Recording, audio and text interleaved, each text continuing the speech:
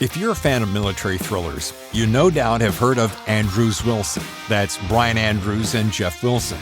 Together, they're the authors of Tier 1, Sons of Valor, and the Shepherd series. And their latest thriller, Dempsey, is available now. Let's you and I get into the Thriller Zone and welcome Andrews Wilson. All right, well, now, for those just joining us, we were chatting in the green room before we all came live, and I was just getting caught up. So I'm going to tee this up for Jeff. And we were talking about our first jobs, our first really crazy jobs. Like, what did you do before you were the big, rich, famous author that you are? And, you know, so forth. And Jeff jumped right in. We're going to hold off on Brian's until Jeff's done. But Jeff, tell us this. We were talking about hot air ballooning. And Brian was saying, oh yeah, Jeff, he loves hot air ballooning. I'm like, really? Oh my God, that's so cool. Cause it's huge out here in San Diego. And Jeff said, you painted it a little differently than it happened. What really happened was the two of you were mocking me, but that's okay. You were mocking me about being a hot air balloon aficionado and a hot air balloonist. And by coincidence, as you know, I'm a pilot and used to do that for a living.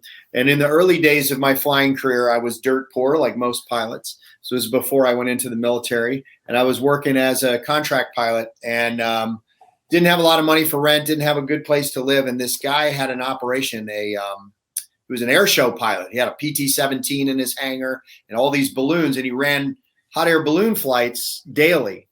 And he told us, me and my roommate at the time, Bill, he said, you guys can move into my hangar for free if you'll crew the hot air balloon trips in the morning, which is like, as you know, because it's big operations out there where you are, that's a sunrise thing, right? When the sun first comes up.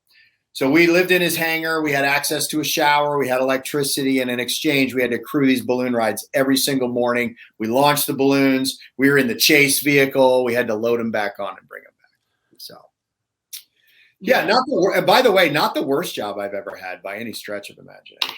It sounds like hella fun if you ask me. Yeah, it was kind of cool, except we had to then, after we were done, we had to go fly all day. So we didn't get to participate in the celebratory champagne, which is the tradition, as you know, for hot air balloon flights. So we had to abstain from the champagne toasts because we had to go fly afterwards. And everybody knows that Daddy likes his beverages.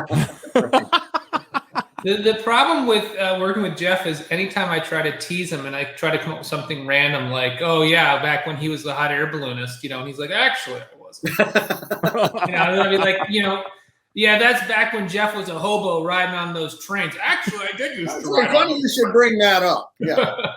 All right, so Brian, I can't finish this story, and we'll get into the important stuff, things like Dempsey and so forth. But come on, tell us your let's go with most obscure, off the beaten path. People would go, you what kind of a job? I mean, I guess maybe it's maybe something you wouldn't think of that I had done, which is I used to run psychology experiments at Vanderbilt in the cognitive psychology lab.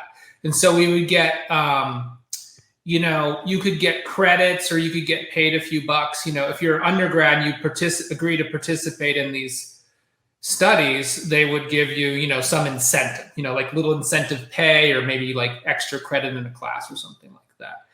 And so, I would have to set up the computer and have the person sit there and tell them what they're going to do on the experiment. And then I would administer the experiment and then collect the data and put it in, to the statistics program. So that was kind of a strange thing. Actually, no. Never.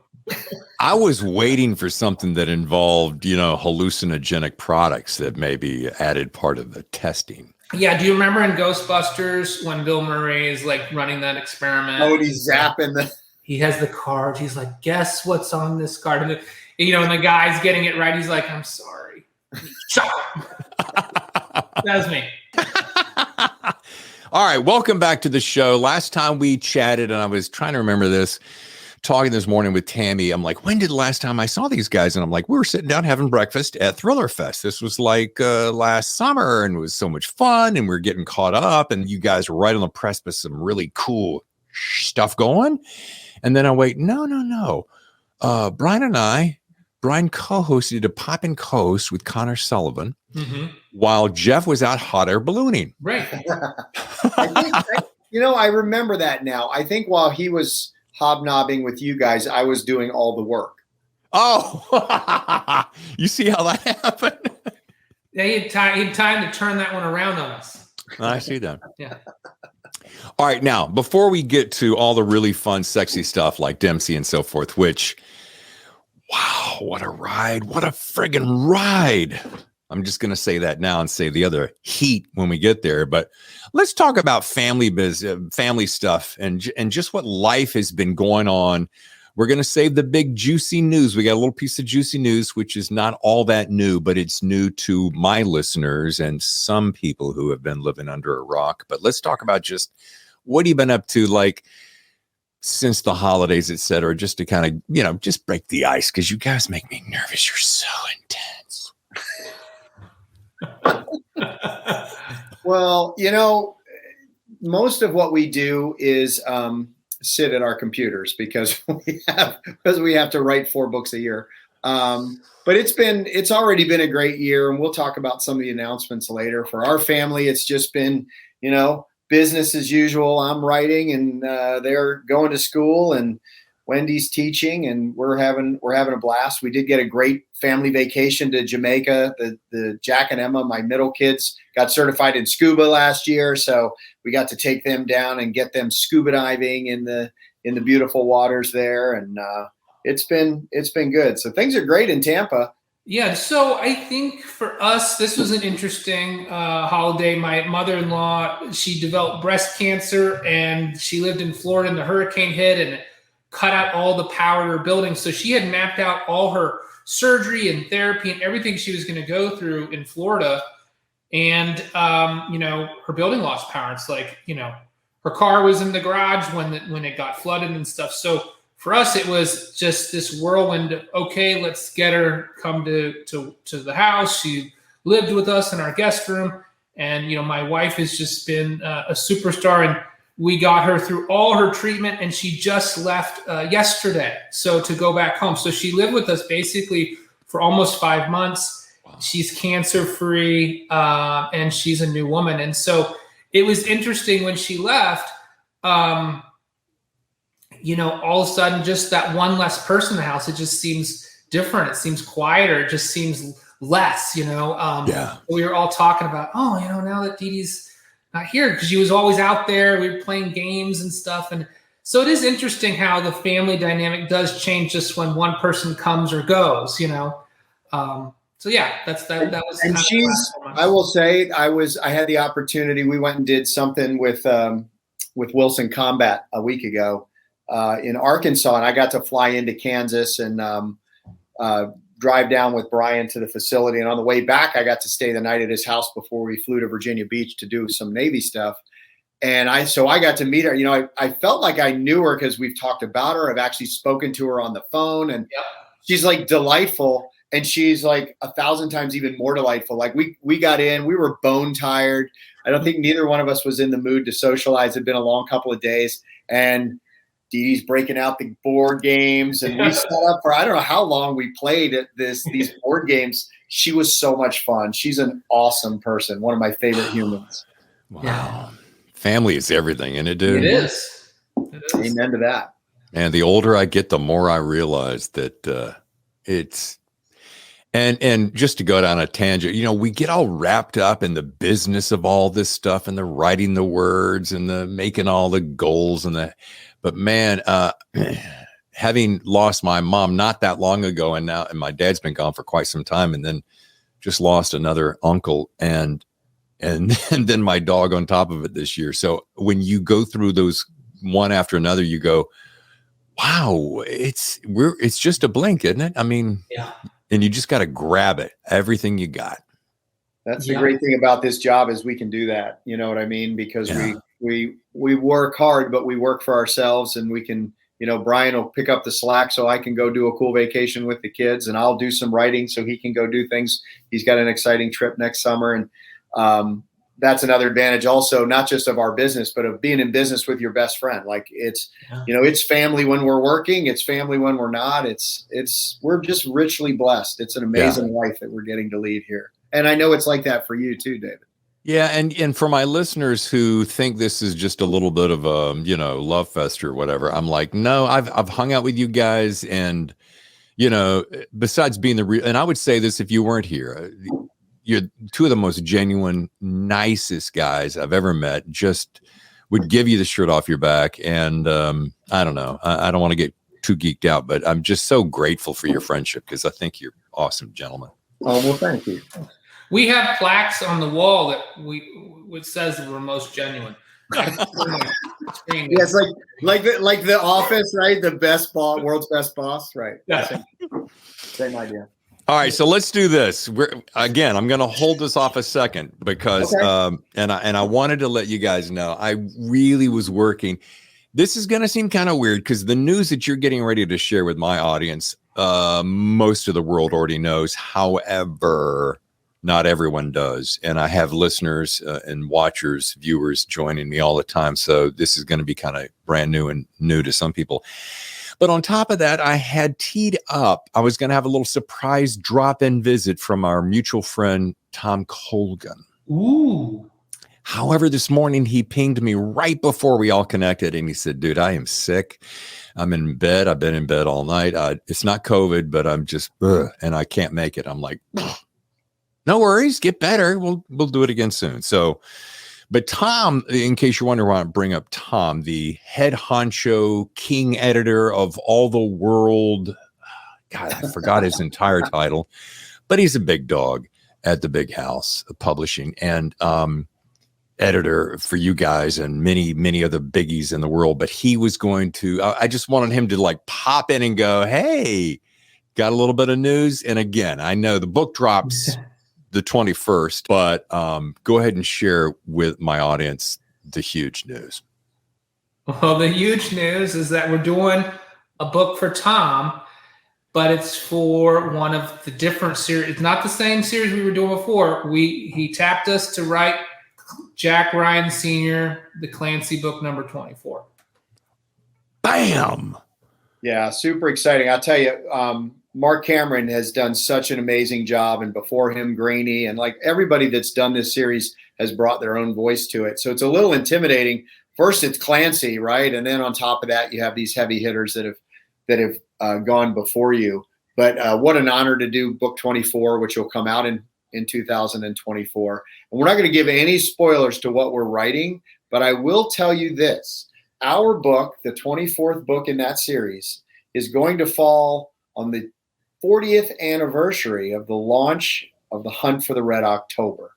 And so we might be exploring some exciting ways to honor that huge anniversary with this book. And I think, what do you think? We'll probably leave it at that, right, Brian?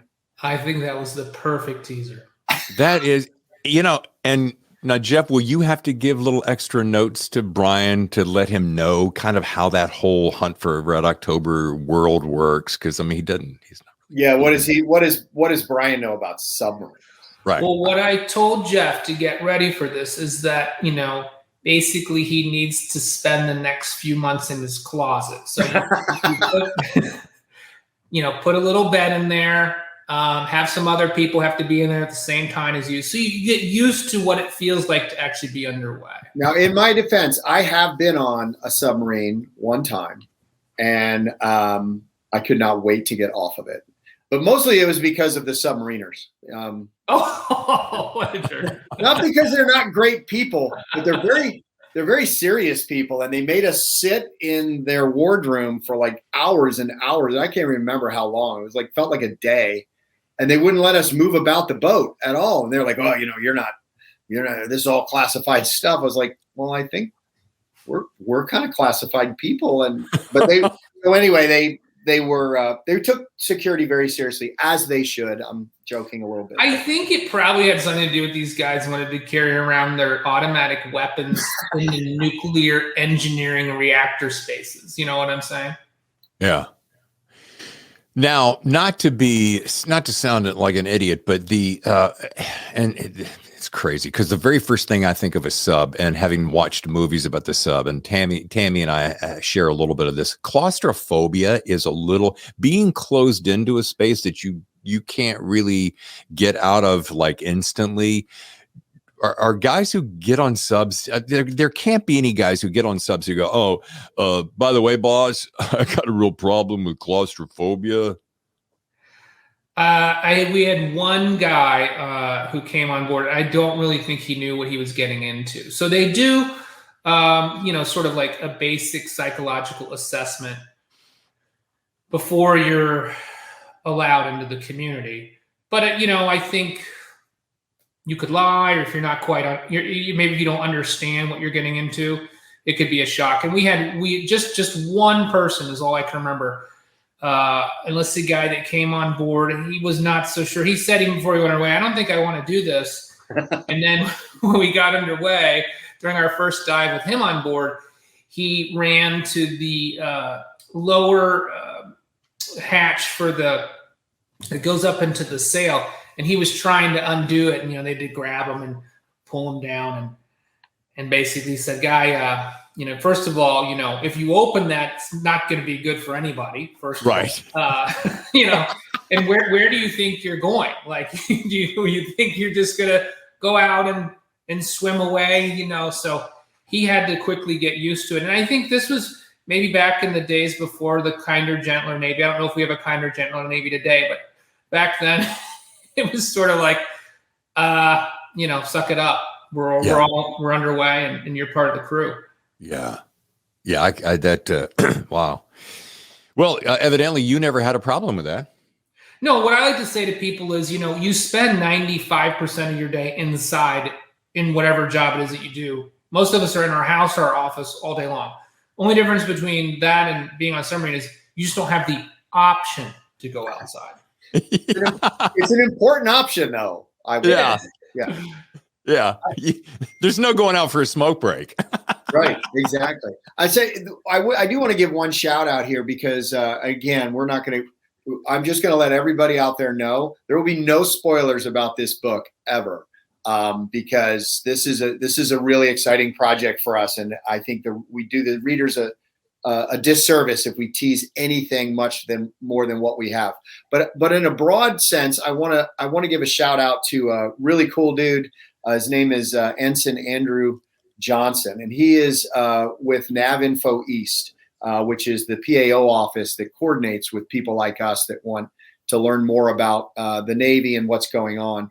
And one thing that we wanted to do, and that Tom has been very supportive of from the very beginning, was we want to return to that route that Clancy put down, where his books always told not just the story of his characters, but the story of America's military and its covert operations forces in a way that's honest and real. And we wanted to return to that. And so we reached out to the Navy and said, look, we're doing this thing and we'd like to be able to talk to some people. And they have been amazing. So a huge shout out to NavInfo East and AJ in making connections, allowing us the opportunity to talk to subject matter experts in all aspects of naval operations. We want to show the world what today's Navy is doing and what they're capable of doing to keep us safe. And man, we're just so blessed that the Navy has been so gracious in accommodating that. So I think it would be unfair to not shout that out today. Fair enough. Excellent. Well done. You might have seen this the last week. We've been posting, videos and pictures from our trip on the USS Gerald Ford, which is the newest, biggest and baddest class of aircraft carrier in the Navy. So we got to go underway on the Ford for a night. We spent time on the flight deck watching Hornet operations, and it was just really, really, really incredible. And everyone on the Ford was so kind and welcoming. We had a great stay, and it was really great to see all these young experts in their field. That the Ford is going to be deploying soon, so they're going to be on the front lines, the pointy tip of the spear out there, like Jeff said, protecting the nation. So it was great to see these young professionals really at the top of their game, getting ready for this workup for this deployment. And that's the coolest part, isn't it, Brian? And we remember this from our time as naval officers, but also from our time as kids reading Clancy was, seeing the technology and seeing the jets on and off the boat, seeing the new technology that went into this incredible aircraft carrier is cool, but nothing is as impressive as those young men and women, 19, 20, 21 years old, out there 12 hours at a time doing flight deck operations, working hard. It makes you optimistic for the future of our country to see these young men and women and what they're willing to do, the work they're willing to do, the sacrifices they're willing to make for our freedom. So what an honor to be with those kids. I don't say that in a way to insult them, but these are young people that are out there doing the bulk of the work. So really impressive. Far more impressive than the ship were the men and women we got to talk to. Yeah.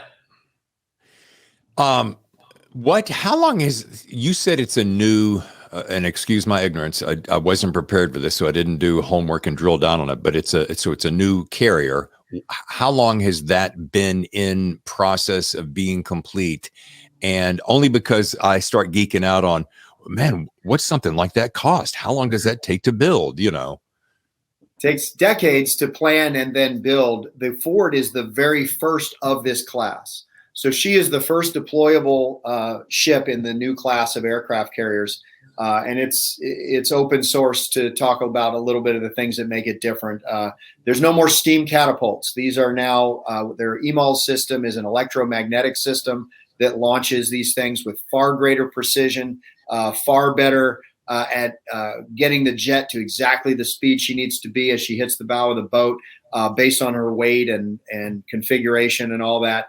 The advanced arresting gear for recovering aircraft, improved refueling system so that the flow of jets on and off this boat is well beyond anything, including the Nimitz class carriers that we've ever seen in the Navy. It's incredible technology that we got to see and be a part of while we were out there. Wow. It's amazing. I have been following some of your stuff on Twitter and watching little play-by-plays, and it's just amazing. One of and we're going to get off of this in a second. One of my favorite things is when the jets come in and they get hooked on what's it called the arresting cable. Yeah.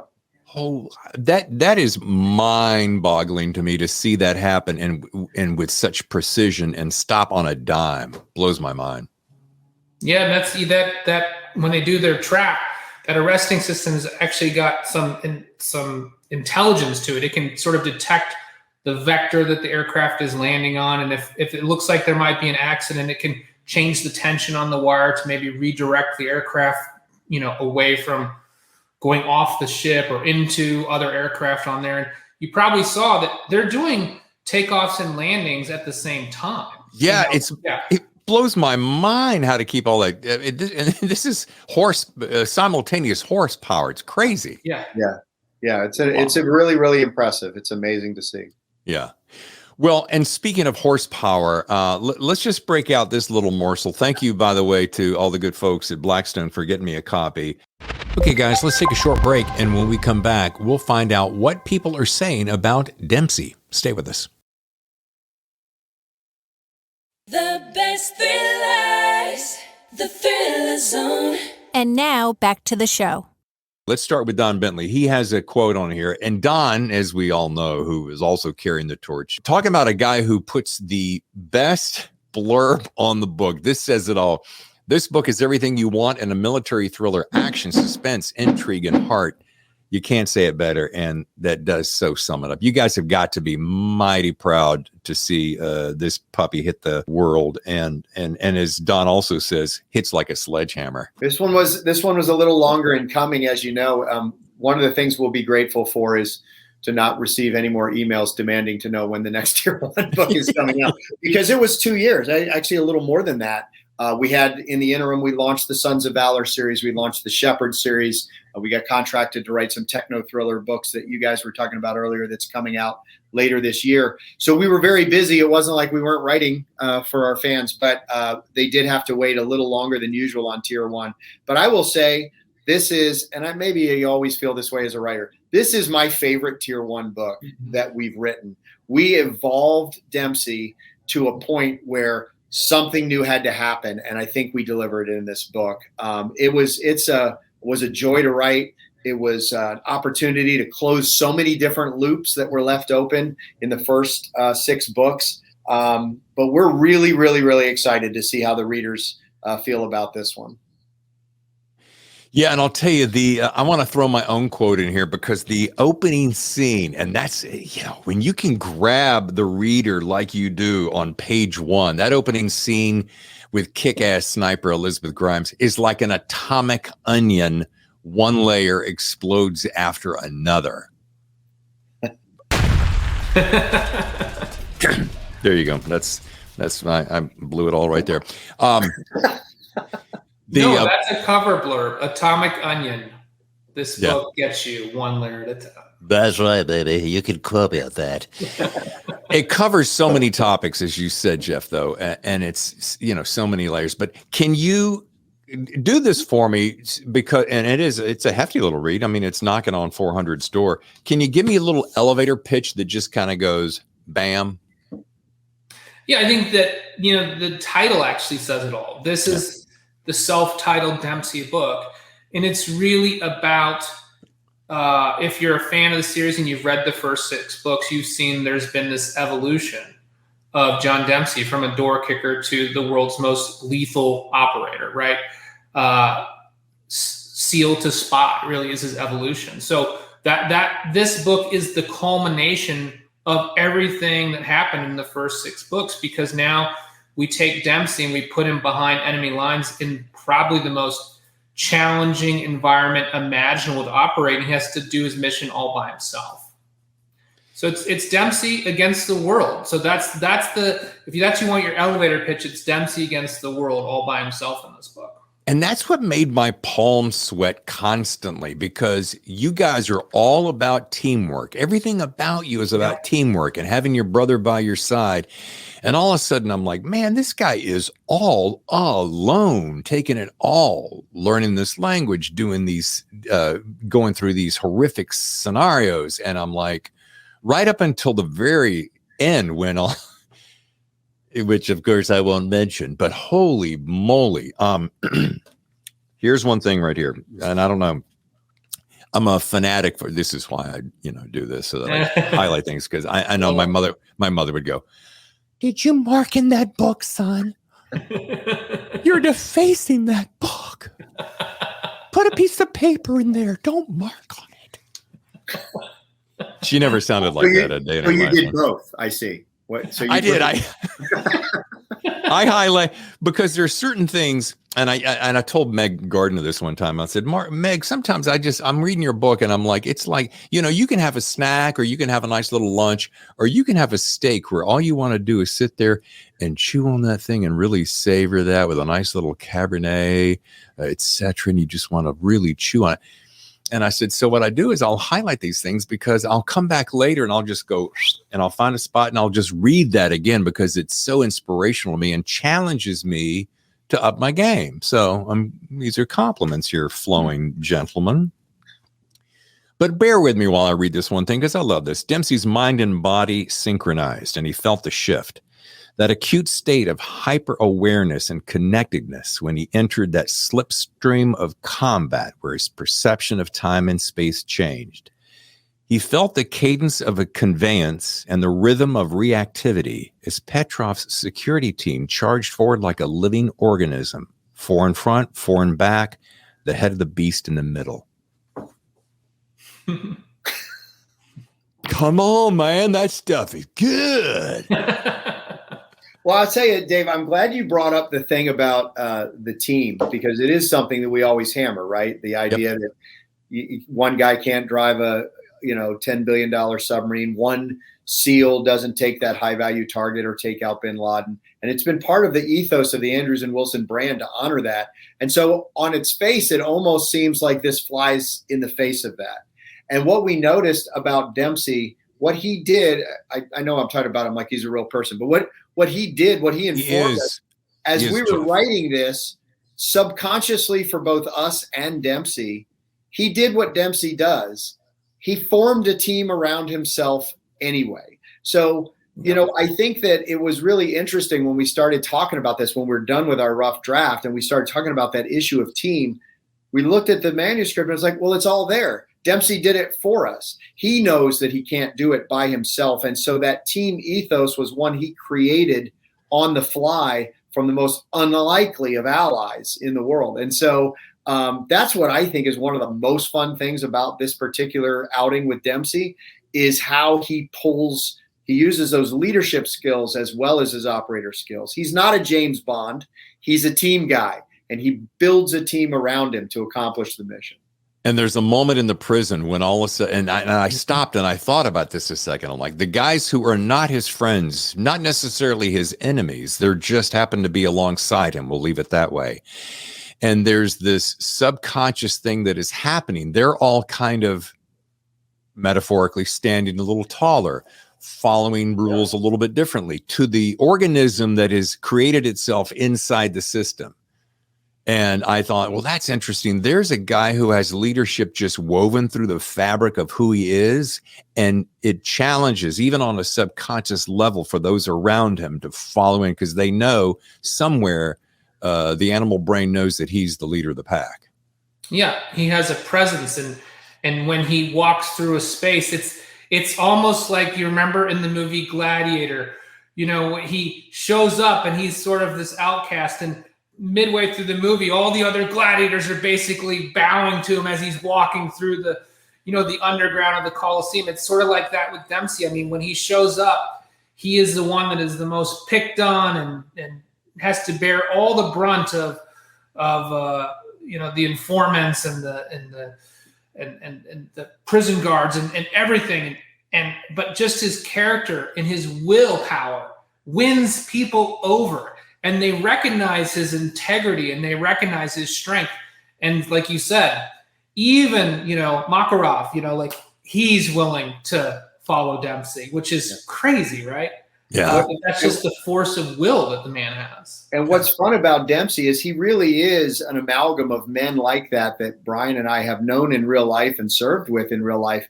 And what's fun about Dempsey, that is definitely a mirror of those men, is that, and women too, for that matter, is that they so often don't even know that about themselves. They capitalize on it. They work it into their system, but they don't sit and consciously know, well, I'm a great leader, they'll follow me.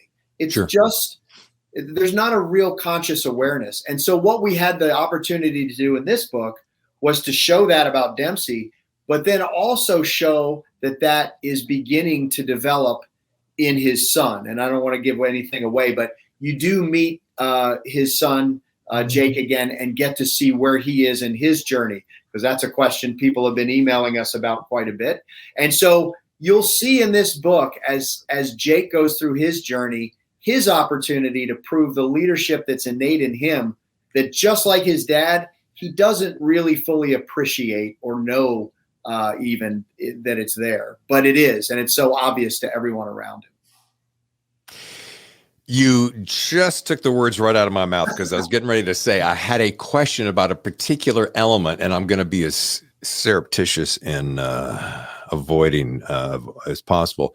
I had this very specific question, and I'm like, how do I ask that specific? And then you just said it, so we can talk a little bit further off camera, but as we start to wrap, because of stacked schedules, I want to say this. I was trolling through y'all's website this morning, and I clicked to your film TV page because I know you guys are stacked. That's, and I want to be super respectful of your time. But if you just want to see how busy these guys are, go to andrews-wilson.com and then go to /TV film, I think it is, or film and TV. So you guys are talking to, let me rattle this off, because I used to work in Hollywood. So this really is impressive to me, if I may geek out for a second. So we're talking to Skydance, Picture Start, Imagine, Sony, 5th Season, Endeavor Content, Hutch Parker, and Cross Pictures. And there are roughly about a dozen projects in any one form of in process. And I'm just like, first of all, holy moly. Second of all, my question is this, after all that, between Tier 1, Sons of Valor, Shepherd series, W.E.B. Griffin, and now the Tom Clancy Stratosphere, I walk away going, how in the wide world of thrillers did these guys manage such a prolific stack of content.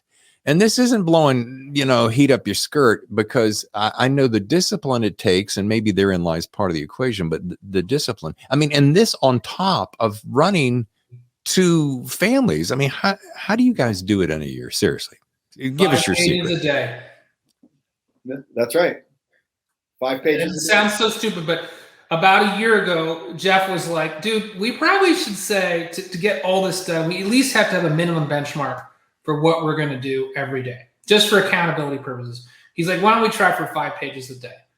It's like, I don't know if we can do 5 pages a day each. And that's each. But we do. And that's our benchmark. So if you think about that, that's 25 pages each. That's 50 pages a week. It works out. Yeah.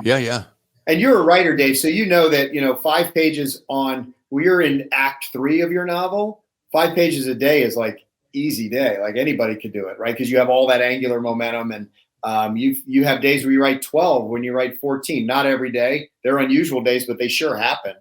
But for every day like that, you also have a day where you work really hard to get 3 pages. Yeah. It's 3 good pages, but early in a project, that's what you can do. And so that commitment, because of our obligations, to say no matter what, your day is done when you've done 5 each, has really been a game changer for us. And it doesn't have to be 5 pages in the novel in progress, because now we've got, as you were pointing out, we've got treatments that we're writing shorts, we're writing 1 pages and stuff for all these other deals we have.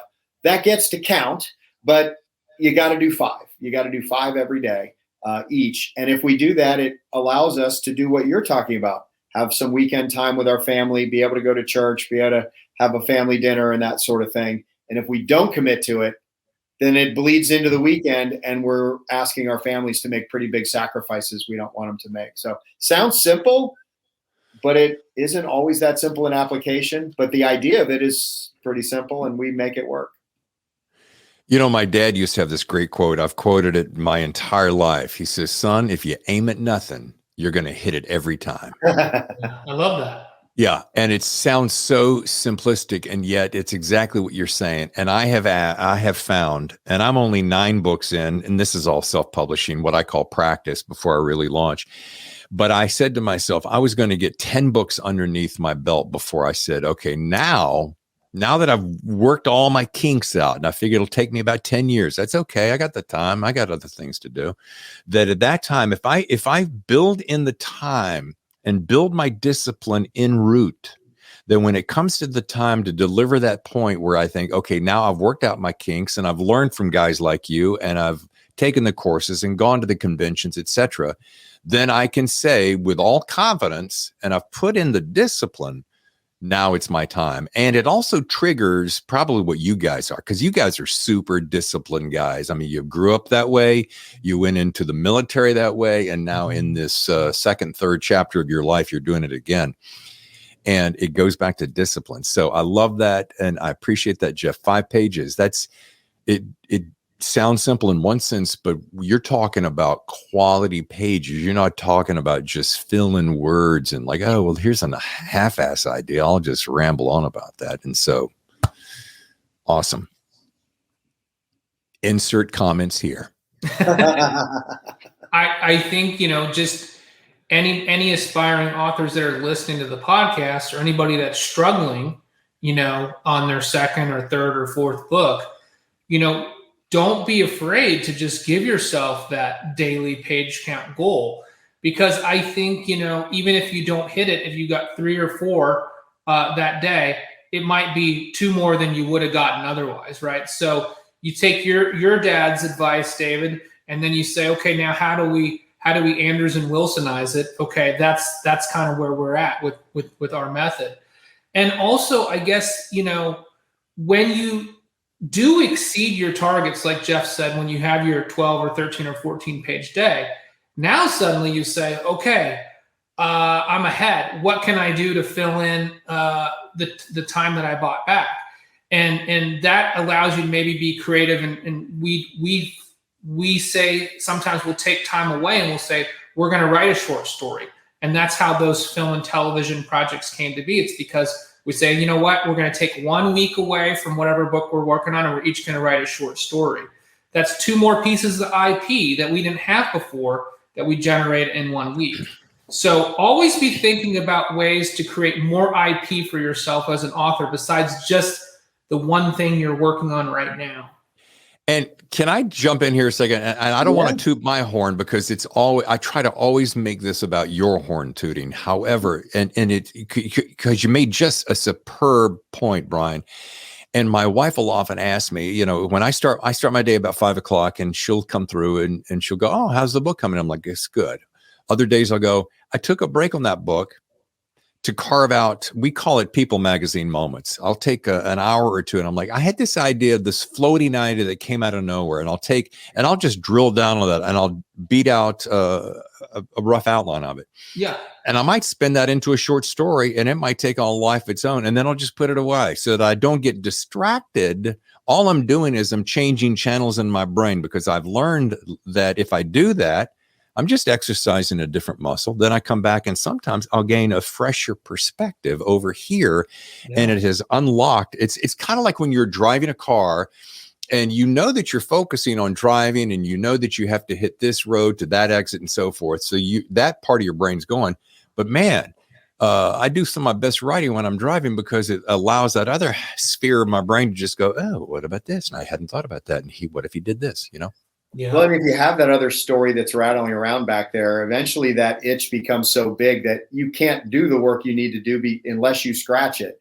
And so taking an hour to just get a little bit of it on a piece of paper, even handwritten, outline like you're talking about, makes a difference. And the other thing I'll say about the 5-page method that is a benefit that you don't see coming. Yeah, we all know those days where you had this huge 12 or 15-page day because you're in the climax. But I've had these days since we started doing this where I hit 3 pages, and if we didn't have this rule that I have to tell Brian how many pages I wrote, and I want to be able to say 5, I'll have those days where I'm like, I'm spent, I'm done. There's nothing there. There's nothing in the tank. I'm going to stop. But because I know I have to do 5, I'll force myself to write. And sometimes those days are 8-page days, because forcing myself to write 1 more page is just the fuel I need. That I go, oh my gosh, wait a minute, look where it's going. And I'm turn around and I wrote 5 more pages. And so I've got a total of 8. So it's just really a tool to discipline yourself to put in the work. You'll have days where you force yourself and those pages aren't your best pages, but at least there's something you can edit. But for every day like that, there's 2 or 3 where I write way past goal just because I forced myself to make it to that 5 pages. Yeah. I'm not going to go down this rabbit hole. However, I'm going to say this. I would love to spend like an afternoon in the same room with you guys. There in Hollywood, it's called, writer's room. So they'll get together and they'll throw. I was talking to Joey Hartstone, who's now the EP and showrunner for Your Honor on Showtime. And he was talking about this in the way that, you'll come in, sometimes people will be flatlining a little bit, and you'll come in, you'll have a spark of an idea and you'll drop it in the room, and they're like, oh yeah. And then boom, boom, boom, boom, boom, boom, boom, boom. And they're like little fireworks, it'll take off. And with you guys, I don't want to belabor this. I'm not going to drill down on how do you guys do that? How do you write over here? And how do you write over here? And how do you make it come together? But I would love, I don't know why I did that voice all of a sudden. That was Brian, right? You were imitating Brian. But I'm like, I always wonder how, if you're going to, maybe Jeff's got an idea that Dempsey should be doing this. And I know you guys, have a Bible that fits the whole world together. But, and then all of a sudden Brian goes, well, maybe he should go down this path. So, but I'd love to watch how that happens and how you guys hopscotch back and forth, and, maybe how you bring it together. But we'll talk about that another time, because I know we got to wrap. Unless you have a thought that you just want to interject real quick. Well, I just think it's a really good point, but it's actually the way we write novels, and it's the only way we know. We've been in the writer's room for 8 years because that is our technique. It's anytime you're unsure, you get on the phone. We talk 4 or 5 times a day when we have a work in progress. It is like, it's all the benefits of a writer's room. Brian will drop this little thing, I was thinking about, and he'll go, boom. And I'm like, your first thing is like, what does that have to do with anything? And then 2 seconds later, you're like, oh, no, wait. Yeah, because that makes this thing that I was struggling with work. And then if we do this, we do this. So that writer's room thing is real. It's the advantage of being a co-author team. And it's something that we put to use 4 or 5 times a day, every single day of our life. Wow. You know, I studied at the Groundlings in Hollywood when I was out there on my first tour of duty. And one thing I learned, and I learned it instantly, and it's a great little thing that everybody can use in everything in life. And it's called the yes and method. So if the three of us are in a scene and I'm like, oh my God, where did this pickle with a gun in his hand come from? You guys would go, oh, that's right. I've been looking for that, right? So you're yes and you move it forward. If Jeff, for instance, say, that doesn't look like a pickle, I think that's a banana, or, you know, that's whatever that is. I don't want to go off that. The thing is, if you stop it, then you stop the momentum. However, if you go, yes, and oh, the banana is going to be perfect for here, then you keep that room going like that. And in stand-up or improv, Groundlings being an improv group, it teaches you to keep the room spinning, so to speak, and the momentum going. Yeah, and I think that's something that we do, and we maybe never talked about it in that way, but I think that that's an important part of our method, is that instead of shutting the other guy's idea down when you hear something, you say, okay, and we could do this. You know, that's sort of our yes, and we say, and we could do this, or this could happen, or this could happen. So every new idea is just an opportunity. And then the other thing we do, I think that, you know, maybe other writers have trouble with, but I think if you're going to co-author, be in a writer's room, you need to be able to come to grips with this. Is just have the, you know, the security or the self-confidence to say, if the other guy's like, I don't know if that works, or, you know, why do you want to do that? Just be comfortable playing devil's advocate and being able to hash it out. And it's not about being right. It's just about finding the best direction for the story. So, you know, we'll do that too. We'll say, well, let's, for the sake of playing devil's advocate, if we did that, it would cause this, this, and this. Yeah, but then this, this, and this. And so we always come to, we don't ever hang up the phone. Well, I would say every once in a while we leave an item unresolved, but most of the time, by the time we've hashed it out, we each have our marching orders and we're comfortable with, we've solved that dilemma and now we can go right. And that's part of that 5-page count, right? Like the phone call is not to just like muddy up the waters and get the other guy confused so he can't work too. It's to resolve that issue and then you both get back to work. Yeah. Yeah.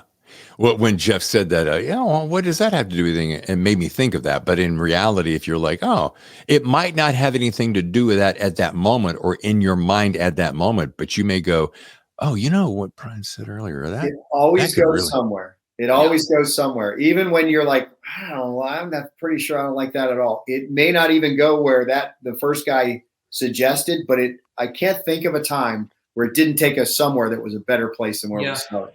So you gotta let your ego down, and you've got to be open, and you know, you also got to be able to say, well, I don't like it, and here's why I don't like it. Yeah. Because that's just as productive, because they're like, yeah, but if we do that, so maybe we change it to this, and then that resolves this problem. And then you have a solution to the problem that gives you a plot point you never would have thought of. Yeah. That's so good. Well, and I feel, you know, I always wrap every show with that. What's your best piece of writing advice? You guys have been on at least 2-3 times now. And so I feel like you've already done a lot of that already, but is there anything specific outside of that? Because I've been getting a lot of email lately going, oh, dude, thank you so much for that very last thing that you do in your show. It's so cool. You ask these guys who are the hitters going, what's your best piece of advice? And they're all sitting there jotting these things down because let's face it, you guys have, you know, forged the road ahead of us. So if you have something to add to that outside of that, and I'm not talking about necessarily pure technique, but just something you go, you know what, here's a good takeaway you could have. Yeah, I got one. And that's this. And it's sort of related to what we were just talking about. If you keep your mind open to trying these new things, even if at first they seem like maybe they're not going to work, some of the time it's going to take you to a great place. But remind yourself that if it doesn't, that's okay. All writing is rewriting. It's okay to be open to try something. And if it doesn't work, it's delete, delete, delete, and you go in a new direction.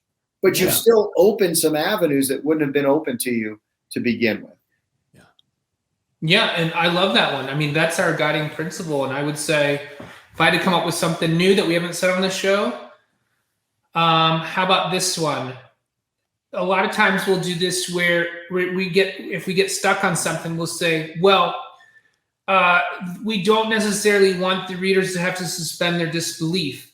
So this doesn't make sense. We'll go back and forth. And invariably, the solution is we put it into the book. So what I mean by that is if there's a question that we have, something that we are uncertain about, we'll make the character ask the question, right? So that way, instead of the reader suspending their disbelief, the character suspending is making himself or herself say, why would this happen? What would happen? And now it's in the thread of the book. And so there is no suspend your disbelief. It's part of the narrative now. I like that. Yeah. That's so clever. So good. So solid. All right. Do that one once or twice every book. Yeah. People are gonna say, "Oh, that couldn't happen." Well, we'll just have Dempsey say that couldn't happen and provide the answer. Yeah. Yeah, I like it. Well, folks, once again, as you know, the book is called Dempsey. It's a tier 1 thriller, and it's the latest, and it's hot. And you guys, man, first of all, real quick thing. You want to learn more, go to andrews-wilson.com and dig it out there. But you guys, thank you so much for taking the time. I know your slate is full, and so I know we had a little bit of a hitch in the giddy-up at the beginning, but thank you for bearing with that and making it all happen. Anytime, David. Anytime. Yeah, we're going to be on Reddit. We're doing an Ask Me Anything on Reddit. So pop on over there on Wednesday, the 22nd. I don't know when this episode's going to air. If it's after that, then you can always go back and there'll still be a lot of threads with questions and stuff that you'll see. We'll have answered many people's questions about all the work that we're doing, our military service and the like. So here's the beautiful thing. This is we're recording this on Monday, the 20th. The book drops Tuesday, the 21st. This will air on Wednesday, the 22nd. Perfect then. And I'm going to admit my ignorance right here. I know what Reddit is as far as going to get information, kind of like a big talk forum, but I've never spent much time on it because it feels like yet another rabbit hole. The ultimate rabbit hole. This one's just going to be an Andrews and Wilson rabbit hole. So. Dude, like I need another rabbit hole. Thanks again, guys. Enjoyed it. Thanks, man. Once again, a great big thanks to Brian and Jeff Andrews Wilson and their book, Dempsey. It is a killer book. You're going to love it. All right, kids, can you believe we're already kicking off March next week? Seems like just yesterday I was starting my New Year's resolutions. Read more books. No, kidding.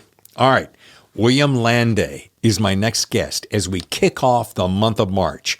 All that is mine, I carry with me. Folks, I got to tell you something right here, straight up, serious as a heart attack. One of the best books I have read since I began this show. You're not going to believe it. Book number 4? What? Yes. New York Times bestseller Bill Landay is going to be on the show as we kick off March. And yes, we have a killer March lineup for you. I can't mention the names yet, but inside scoop, April, May, June. We're already got 3 big heavy hitters. Bam! And some new up-and-coming authors. Some people I'm very excited for you to meet. Some of these people I've been following for a while. Anyway, those details are to come. Folks, thank you so much for making this one of the fastest-growing podcasts in the world. I couldn't do it without you. I'm David Temple, your host. I'll see you next time for another edition of The Thriller Zone.